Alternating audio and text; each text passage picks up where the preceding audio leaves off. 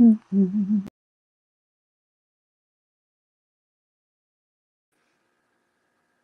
morning and happy moon day, all you moon surfing buddies. And happy August. Yes, we are in the 8th month of the year, according to Pope Gregory. And that means reaping what you've sown. The 8 is the sign of infinity. So remember that anything is possible, especially in these amazing, amazing times that we're in.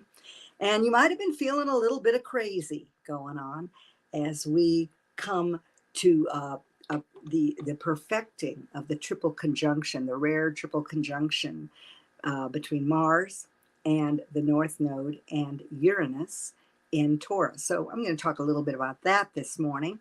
And I know that especially if you have mid degrees of Aquarius, Leo, or Taurus, or Scorpio, that you're particularly feeling these energies. And also you might be feeling these energies. Good morning, Maura. Yes, love it when you all check in. Big kisses and hugs. Hello.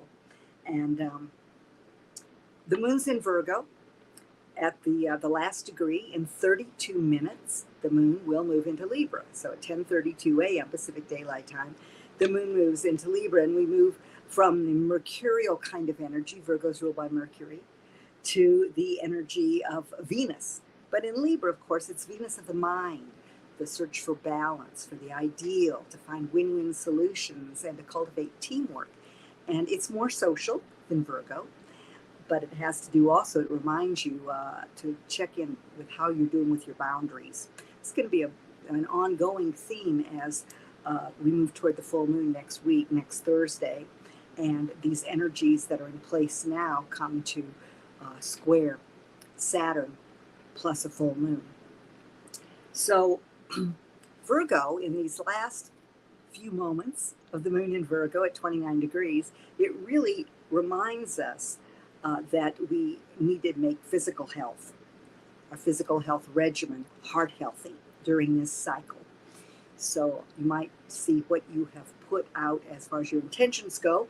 And we're going to have the crescent phase of the moon coming at, also coming at 10:32 a.m. as the moon moves into Libra. So we're at the last tail end of the new moon. So you might check on those intentions, make sure you've got them concise and that you're dedicated to doing your feelization every morning to fast track those intentions. And again, check in with your physical regimen and how you are thinking about taking those passions in Leo into work as love made visible. That's what you'll be doing in the next cycle with Virgo, service-oriented sign. Virgo is the worker bee of the zodiac, one might say, one of the worker bees. And one of the things that you can be looking at as we finish this time in Virgo is the details regarding how you want to make your den, your home, more cozy, more ready for, to entertain friends and maybe have some parties. Leo, it can be a real party sign. So we're building to a grand fixed cross. That's what this energy is doing. And the last time that we had these three meet in Taurus, Mars, the North Node, and Uranus, was in the 1850s. So it's interesting. I think we'll see some things in our own life due to Mars because, perfect, Maura, yes. It is Mars, the Mars aspect of this. First of all, with Uranus there, it's electrifying. It's awakening. It's upsetting apple carts. And with Mars there, Mars is not happy in Taurus. Taurus is ruled by Venus. So one of the things to do is to look, how can I utilize Venus? Where can I get some Venus in here? Well, Venus is in Cancer is sextile. Exactly, sextile, this triple conjunction. So Cancer reminds you to have compassion. And if you are angry and frustrated, ask your inner child what it's calling for. Does it want more play? Does it want to create something? Where is it feeling blocked? I know last night I had a couple sentences of just some frustration come out. And I was with friends and I went, wow, isn't that interesting? There it is right there. That's this triple conjunction. Now, the thing is, Mars moves quickly. Mars moves around the whole zodiac every 22 months. So with Mars moving that quickly, it's going to move off this degree more quickly than Uranus. Uranus is a longer term transit, and the North Node and Uranus are both transits that affect the collective. Mars is very personal. So your frustration, you may be feeling personal frustration. You may find that you have some knee-jerk reactions, that you or someone else is very resistant today to change, to others' ideas, to just, being a good listener, because usually Taurus can be a very good listener, especially if it listens from the heart. Speaking of which, you know what we're going to do right now? We're going to drop into our hearts, and that'll help with any of you that are feeling frustrated out there or really feeling the electrifying energy of this triple conjunction in play. So put your feet on the floor, palms up in your lap in receptive mode, welcoming the energies of light. As you take a breath from the soles of your feet all the way up through your nose, filling every cell of your body with prana, pure life force from source. And as you exhale through your mouth, just allow that breath to completely relax you. That exhalation, release all the tension. On the next breath, feel the energy of the earth come from the soles of your feet and all those wonderful mineral colors of the earth, the coppery, bronzy, grounding colors. Come up through your cells, filling your cells with that continual love of the earth that sustains you every day unconditionally. And when you get to the top of your head with that inhalation, see a white light come down through your crown chakra, moving through every cell, purifying, cleansing all negativity, anything that would block your joy, anything that would block your security, your knowing that you're enough, that you have great value. Inhale, notice where the breath is. Be sure that your belly's moving. Welcome it completely. On the exhalation, feel your shoulders drop, your hips supported by the chair you're sitting on, your feet connecting with the earth. And on the next inhalation, comes all the way up. And as you exhale, your consciousness drops behind your facial mask, behind your chin, down through your throat, your chest, coming to rest in your heart. Might take a couple or 3 breaths for you to get there. Just be patient and enjoy the deliciousness of the prana moving through every cell of your body.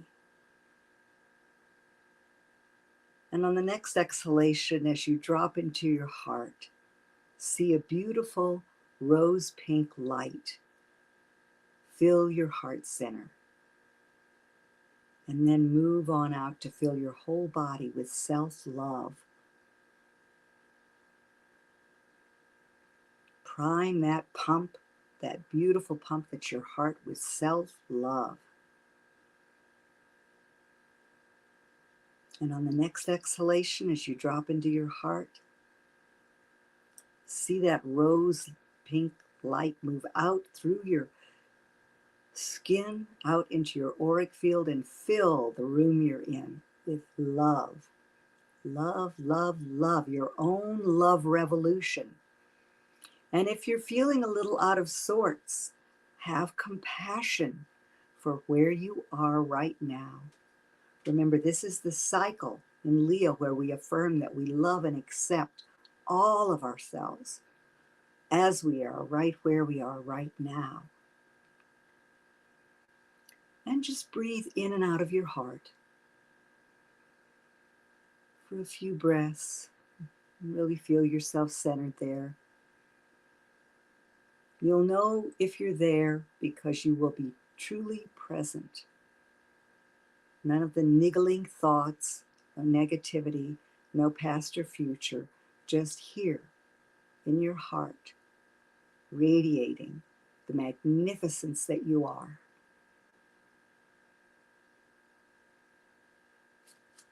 And when you're ready, open your eyes and come back to be with me. And whoever's out there, check in. If you have questions as I go along, please feel free to ask them. My landing page should move across a couple of times in the chat and run across the bottom.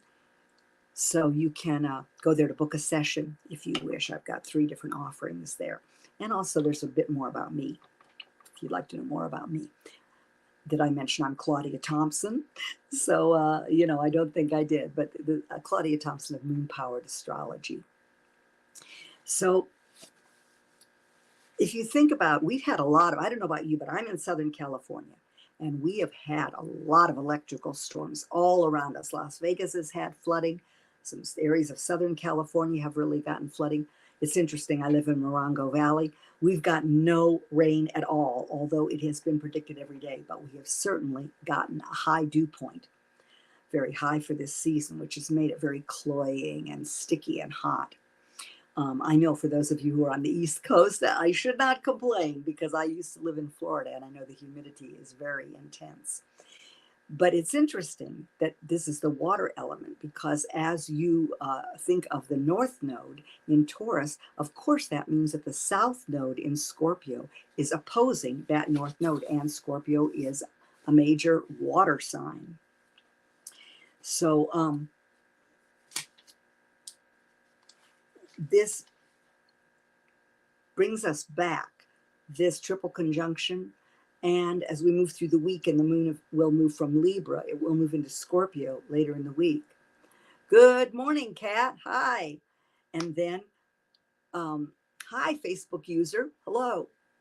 And so as it moves, we're called back every month when the moon gets into Scorpio to late degrees of Scorpio, to 20 to 25 degrees of Scorpio.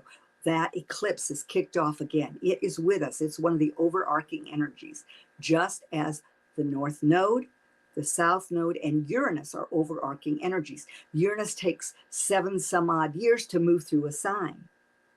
So it's now at 18 degrees. Mars is at 18 degrees.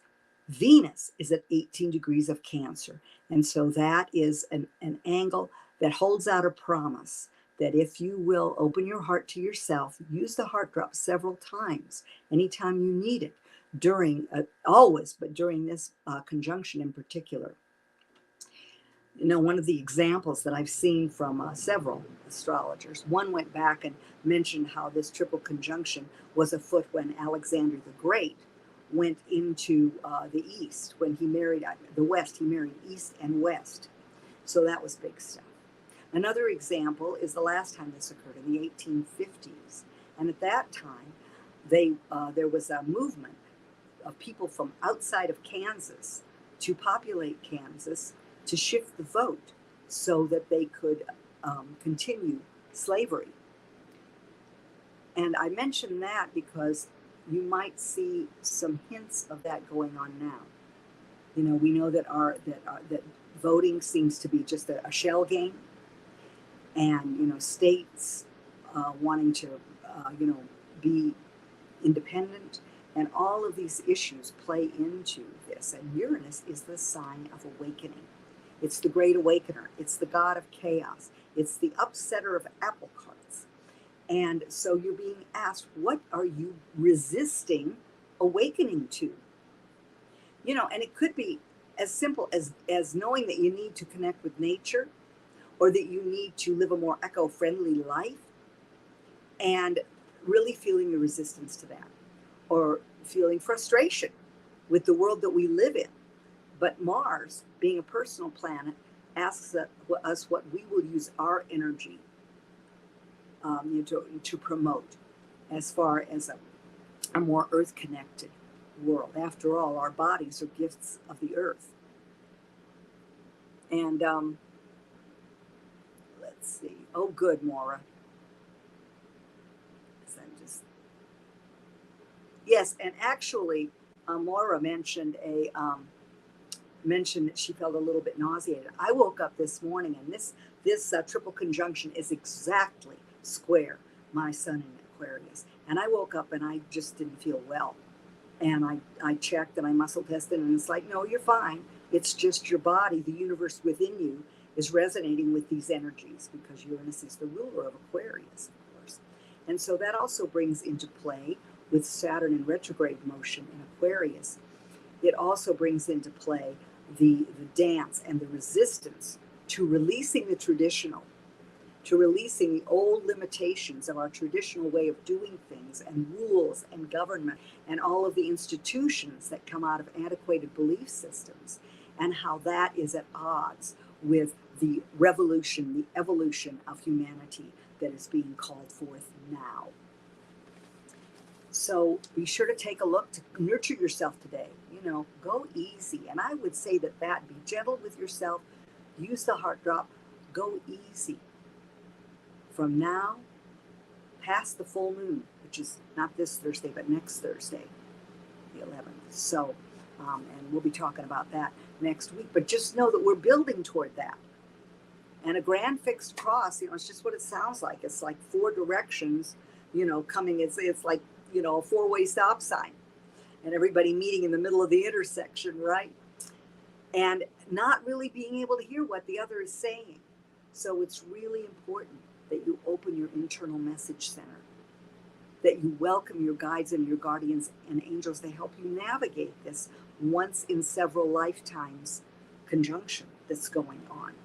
And we'll be seeing the effects of it unroll for quite a while, especially as we continue through the full moon and Uranus continues squaring Saturn in Taurus. Saturn in Aquarius, as Uranus in Taurus continues to square Saturn in Aquarius. And the North Node has to do with the future. The South Node has to do with the past. So these are collective mandates. The nodal axis, which is a point on the ecliptic of the moon. So it's not a planet, but it's a destiny point. And of course, being a lunar astrologer, I've used these for a long time. But it's coming more and more and more into the vocabulary, the astrology vocabulary.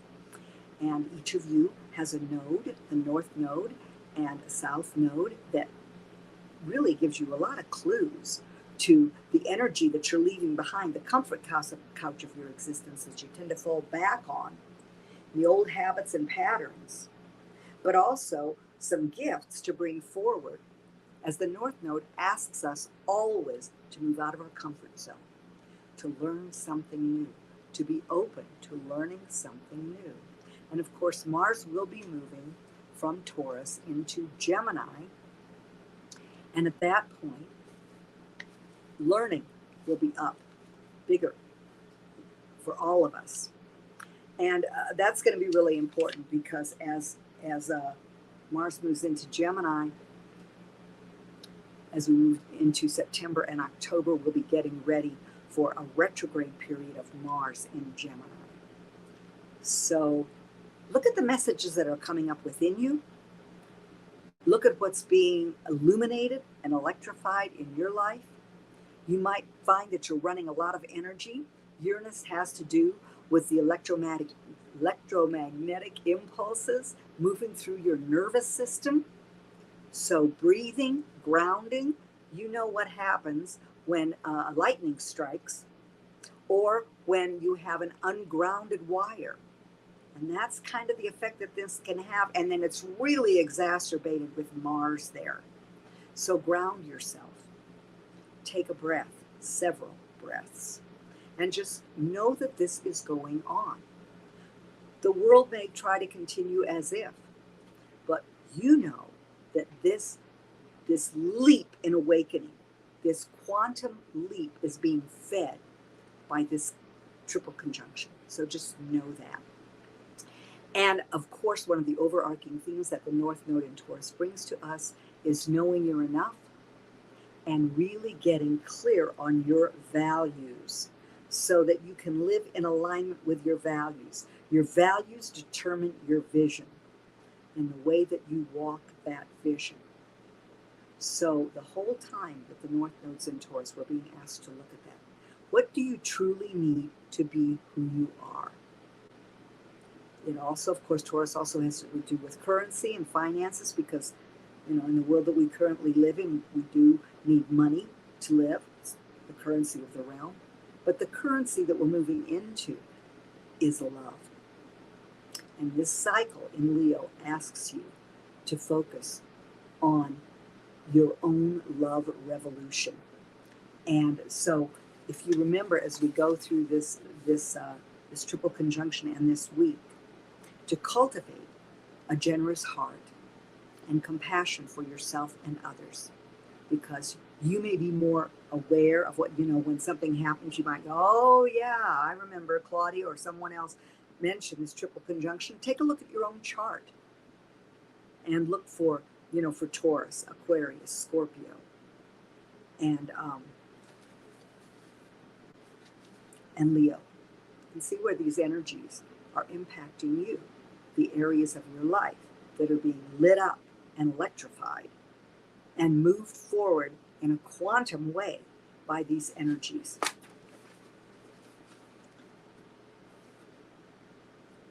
We're also moving toward the Lion's Gate, and I'll be talking about that next week. That's on Monday of next week.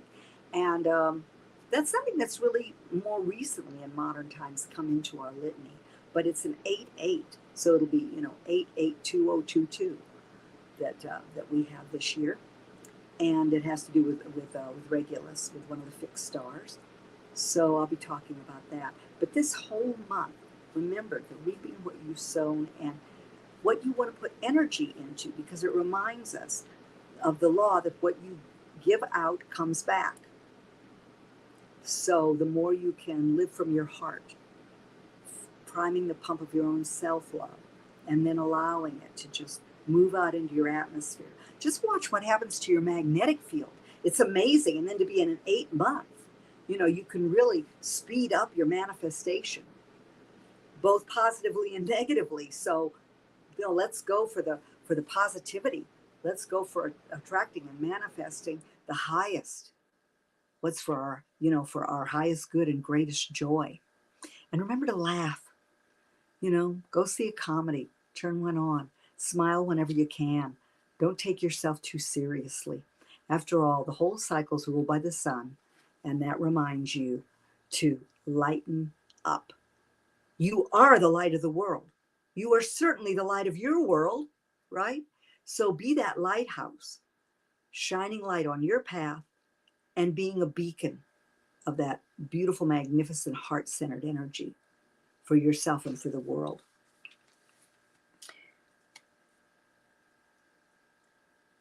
So we move into the crescent phase this morning as well. And we're going to have, the shift of the moon, both by phase and sign, in just 6 minutes now. So Libra's going to help us with that focus on Venus also. And perhaps frustration and anger might show us where we're a little out of balance. Or I don't know if you remember last week I mentioned that something that's been on the back burner, or some project or creative pursuit that you've been cultivating for a while, maybe years, is revisiting you. So balance, harmony, values, being aligned with these is really, really important. And you've got an opportunity this week to look at that. So cut yourself some slack. Whatever your process is, honor that. And just remember to accept yourself and love yourself, all of you, right where you are, right now. As we move into tomorrow, I want to remind you also that this triple conjunction is in aspect to Chiron. So the frustration and anger that might come up, or the resistance, is an opportunity to heal the areas where you might not feel so self-confident, or feel that you were supported, perhaps in your childhood, in expressing your individuality. But you can give that to yourself now. The inner child didn't disappear just because we moved away from the Cancer cycle. It's with you all the time, as is the adolescent. And in the Leo cycle, we are have the opportunity to heal our adolescent, which is when we really come out and express our individuality. Let's see. So tomorrow's pretty quiet, except that the triple conjunction continues. But Wednesday, Mercury shifts. Mercury moves into Virgo. So it moves home. It's been in Leo, which can be dramatic in speech and can be very self-centered also. And so it moves into Virgo. And as I mentioned, Virgo's ruled by Mercury. And there it helps us look at the important details regarding our new moon intentions and what resources we need to move forward on, and where we might be struggling from away from the inertia of the past, especially with this triple conjunction, especially with the energies that are afoot now and that have been afoot. So, looking at the important details, prioritize. That's a really good thing to do with Mercury in Virgo. Don't get caught in analysis paralysis. Don't take a ride on the worry-go-round. Those are the downsides of Virgo and Mercury in Virgo, but it is at home. And so it can point out the important details. And it also is, when Mercury is in Virgo, it can be a clutter buster, both mentally and in your environment. Again, with this Leo cycle, you're looking at how you can make your home more of a cozy den. And on Thursday at 4:47 a.m., the moon moves into deep, emotionally fearless, intense, watery Scorpio. And so again, as we move through the rest of the week, you're going to find, as we move toward Friday, that we have the eclipse and the South Node in Scorpio come into our awareness again. Where are old wounds that haven't healed? And, on Friday, you might find that that reevaluation is called for after this week. So keep an eye out for that. Be willing to reevaluate. As your current plans, you may find that you need to either renew your determination, or you may need to concede that changes must be made. Not super easy sometimes with this fixed energy, but one thing that grand fixed cross energy does is it does create change, because it can be so stultifying, and we can see our resistance so clearly. And like I said, this is where Mars is going to help us, because sometimes when we just sputter something forth or feel something and ask what that's about, we get insights that aren't available to us at any other time, especially when it's coupled with the planet of awakening, the Great Awakener.